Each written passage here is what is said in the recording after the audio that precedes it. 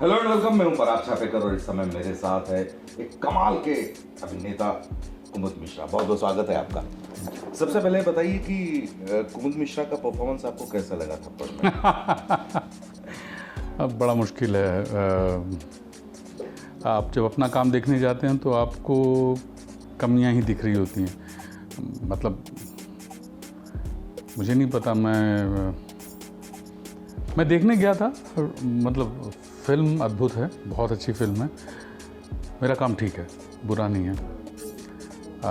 बहुत सारी चीज़ें हैं जो मैंने की और मुझे अभी लगता है, तुरंत अभी यही लगता है कि शायद मैं थोड़ा सा उसको डिफरेंट कर पाता, पर वो हमेशा से लगता रहेगा। तो लेकिन मैं ऐसे समय पे एक स्टेप पीछे लूँगा और जो बाहर से जो मुझे रिस्पॉन्स आ रहा है उस पर ज़्यादा ध्यान दूंगा अभी फ़िलहाल तो।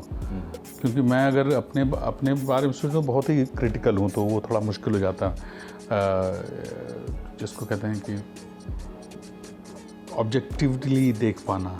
तो या अभी फ़िलहाल नहीं। मतलब कैरेक्टर आपका कोई भी हो, मतलब एक काम आप बड़ा कमाल का करते कि आपका सबटेक्स्ट जो है वो इतना लाउड एंड क्लियर होता है कि आपके डायलॉग्स कहीं पे मतलब वो जो आप कहना चाह रहे हैं दिल में वो बहुत क्लियर होता है, डायलॉग बाद में सुनाई आता है। तो ये क्या करते हैं आप, किस तरह? ये लेखनी का जादू होता है असल में।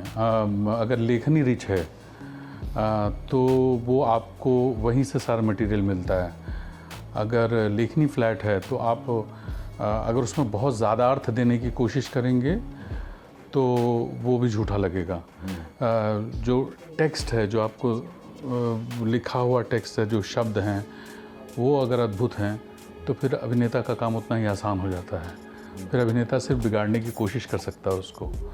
तो इसलिए मैं पूरा क्रेडिट जो है ना राइटर्स को देता हूँ। इस मामले में पहला क्रेडिट राइटर्स को देता हूँ, क्योंकि जहाँ जहाँ मुझे मैंने स्क्रिप्ट पढ़ी है, मैंने संवाद पढ़े हैं और मुझे पढ़ते ही गुदगुदी होती है, तो मुझे लगता है यार ये, तो फिर आपका काम जो है ना आसान हो जाता है। तो जो लेयर्स हैं वो असल में शब्दों में ही हैं और वही आपको, मतलब आप जब परफॉर्म कर रहे होते हैं तो मुझे नहीं पता, मतलब एक्टिंग के बारे में मज़ेदार चीज़ क्या है कि आप कर जाते हैं, फिर जब बोलने की बारी आती है तो आपको समझ में नहीं आया कि आप इसको एक्सप्लेन कैसे करें। बट या पर उसका जो आप बात कर रहे हैं वो असल में राइटर्स का जादू है।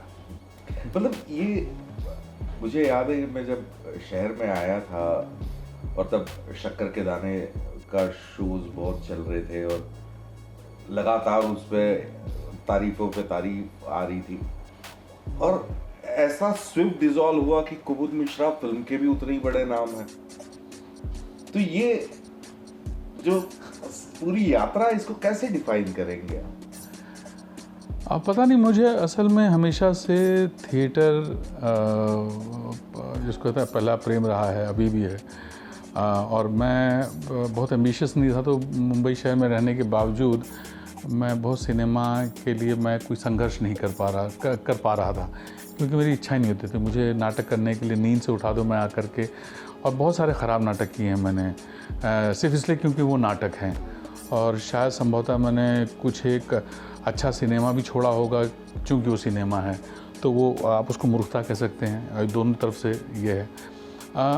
इस ग्रोथ में असल में क्या था कि जो मैं थिएटर करता, दुबे जी के साथ, सुनील शानबाग के साथ, ये जितने लोग मुंबई में थे, और उसके बाद मानव कौल के साथ, मतलब ऑलमोस्ट 12-14 साल का हमारा एसोसिएशन है जब हम एक साथ काम कर रहे हैं। तो जब मैं भाषा की बात कहता हूँ, जब मैं शब्द बोलने का जो सुख होता है उसकी बात करता हूँ, तो वो असल में बहुत कुछ मानव की राइटिंग से मिला है।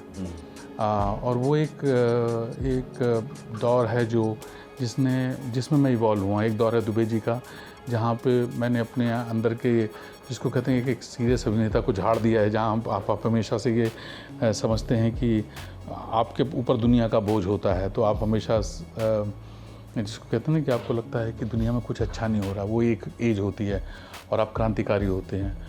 और मैंने असल में ह्यूमर कॉमेडी डिस्कवर की जब मैंने दुबे जी के साथ काम करना शुरू किया, पंडित सत्यदेव दुबे जी के साथ, तो और उसके बाद फिर कौल के साथ और सुनील शानबाग के साथ, तो ये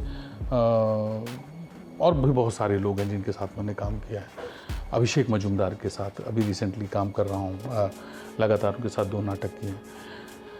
ये सारा ये करते करते फिर अचानक से रियलाइज़ हुआ कि पैसा कमाना चाहिए, उम्र हो रही है, ब्याह हो गया है, बीवी बच्चे हैं, जिम्मेदारी है। तब सिनेमा की तरफ मैं मतलब मैं क्या गया, सिनेमा नहीं मुझे पकड़ा, और धन्यवाद है। तो फिर अब मैं जा कर के जब सिनेमा मैंने देखा तो मुझे रियलाइज़ हुआ, करते हुए मुझे रियलाइज़ हुआ कि मैं क्या मिस कर रहा था। तो अब जो सुख मिल रहा है सिनेमा में लगभग वैसा ही है जो थिएटर में मुझे मिल रहा है। तो वो मेरी मूर्खता है, या प्रॉबेबली शायद मेरा भय था कि शायद मैं फेल हो जाऊंगा। इस पे मैं किताब लिख सकता हूँ, लेकिन सब झूठ होगा। असल में जो हो रहा है वही सच है कि पिछले 10 साल से 8-10 साल से मैंने असल में एक्टिवली काम करना शुरू किया है। इम्तियाज़ या 1971 मतलब अमृत सागर की फिल्म थी 1971, इम्तियाज़ सर की थी, बहुत अच्छी फिल्म थी। अनफॉर्चुनेटली वो उस तरह से रॉक स्टार। जैसे मैंने श्याम बाबू के साथ काम किया था, श्याम जी के साथ काम किया था सरदारी बेगम में। अद्भुत अनुभव था वो मेरा। मतलब वो तो अनुभव नहीं कह सकते उसको, असल में वो आप उसको मैं एक्सप्लेन भी नहीं कर सकता उस चीज़ को। जब मैं मुंबई आया था और आते ही उनके साथ काम किया था, फिर मुझे लगा कि नहीं, मुझे थिएटर करना चाहिए और मैं थिएटर करना चाहता हूँ। तो मेरी सारी एनर्जी इस तरफ थी। अब बैलेंस एक आया है जहाँ मैं थिएटर भी कर रहा हूँ और सिनेमा भी कर रहा हूँ, और दोनों एंजॉय कर रहा हूँ। अब मैं थिएटर को थोड़ा सा दूर से देख पाता हूँ। पहले मैं थिएटर में बहुत इंडल्ज था, तो मैं असल में मैं बहुत सारी कमियों को इग्नोर कर रहा था अपनी एज एन एक्टर। प्रोडक्शंस की कमियों को इग्नोर कर रहा था। मुझे लगता था सब यहाँ तो कुछ भी गलत नहीं हो सकता है ना, है ना। अब मुझे समझ में आता है कि नहीं, बहुत कुछ है जो तुम गलत कर रहे थे। तो सिनेमा ने मुझे वो एक दूरी दी है। तो अब मैं थिएटर कर रहा हूँ, तो मुझे थिएटर को भी देख पाने का एक तरह से एक नज़रिया बदला है, और सिनेमा को तो डिस्कवर कर ही रहा हूँ। मतलब अगर मैं थप्पड़ की बात करूँ तो जो सीन हम बात भी कर रहे थे, वो सीन वैसे तो बड़ा सीधा सा सवाल लगता है कि बेटी अपने बाप से एक मुश्किल समय में पूछती है कि पापा मैं ठीक कर रही हूँ क्या, और बाप से वो ढाढ़स चाहती है कि यार मैं ठीक कर रहा हूँ।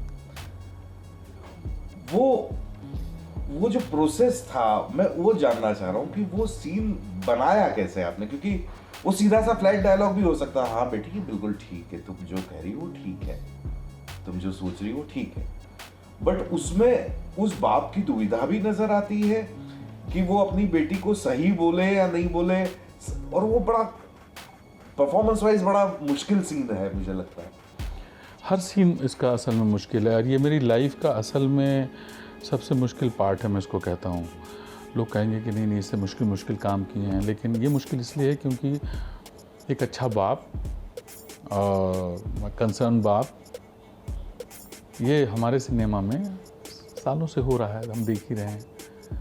तो मेरी चिंता ये थी कि मैं इसमें क्या ऐसा करूँगा जो लोगों को कहेगा कि हाँ यार ये आदमी, मुझे क्यों देखना चाहेंगे आप, मतलब मुझे ही क्यों देखना चाहेंगे कि मतलब इतने अभिनेताओं ने किया है।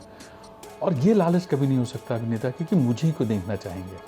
द मोमेंट ये लालच होता है, आपका काम ख़राब होगा, मेरा ये मानना है पर्सनली।